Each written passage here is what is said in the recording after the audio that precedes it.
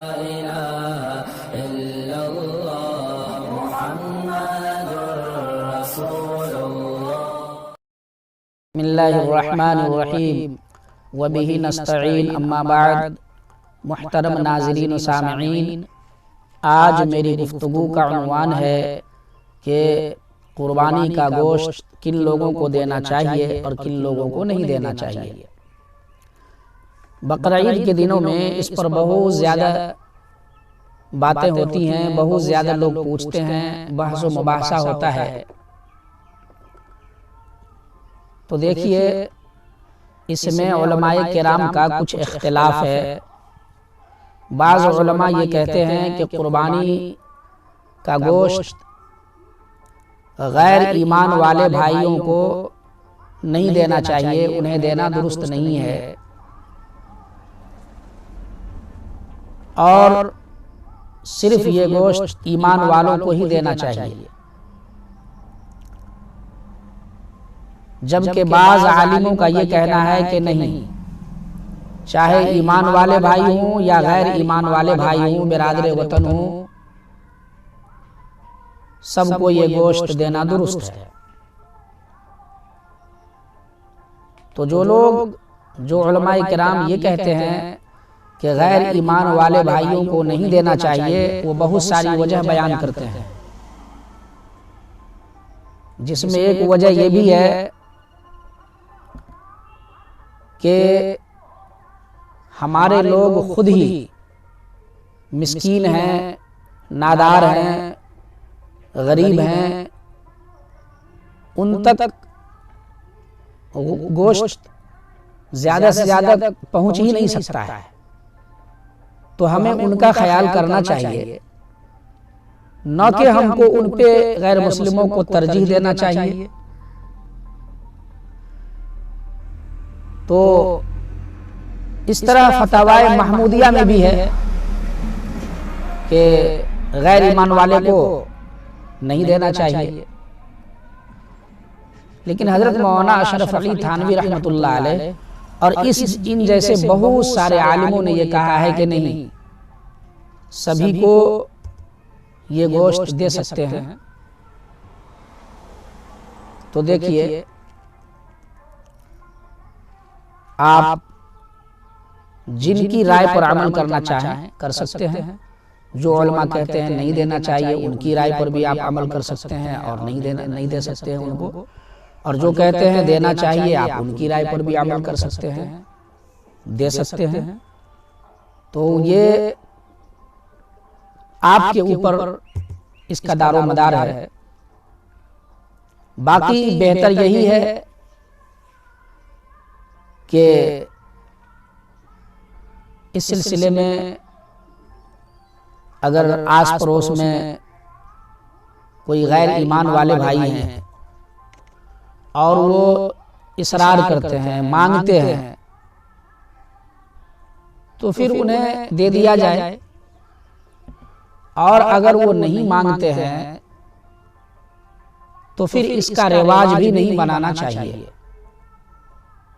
بہت سارے لوگ کیا کرتے ہیں، قربانی کرتے ہیں اور ادھر جو مستحقین ہیں، جن کو ضرورت ہے، ان کو تو دیتے نہیں، اور بڑے بڑے مالدار جو غیر ایمان والے بھائی ہیں، ان کے یہاں زیادہ سے زیادہ گوشت پہنچا دیتے ہیں،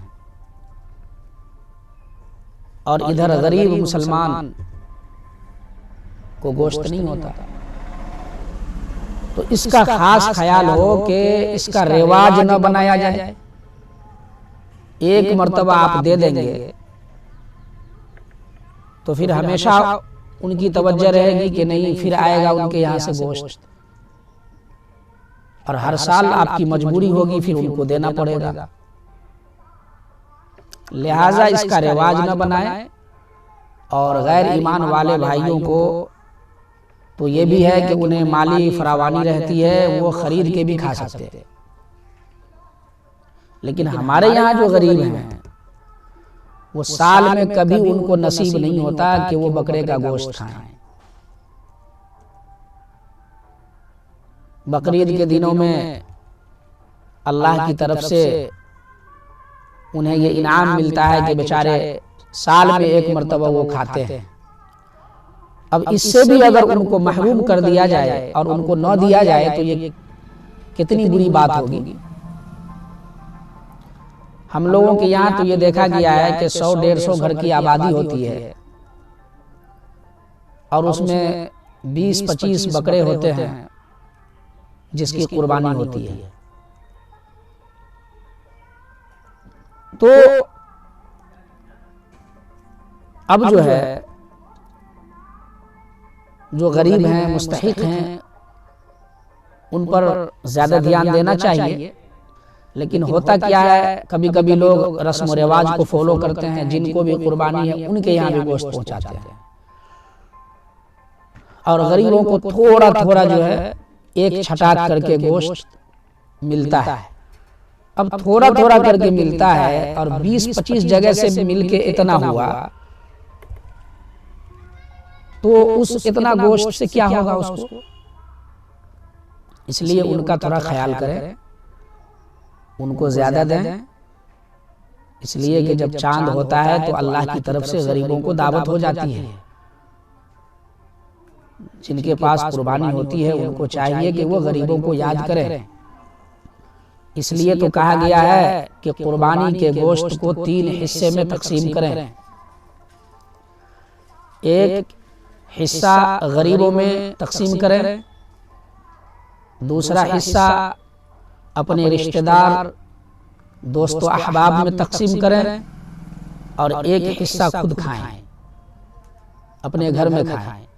لیکن یہ مستحب ہے، اگر کسی کا پریوار بڑا ہے کہ ایک بکرا اسی کے پریوار میں ہو جائے گا تو پھر اس کو اپنے پریوار میں ہی اس کا گوشت کھا لینا یہ بھی درست ہے، کسی کو نہ دینا اور اپنے پریوار میں کھا لینا یہ بھی درست ہے، کیونکہ اس لیے کہ اس کا جو ہے سو پریوار بڑا ہے، فیملی بڑی ہے،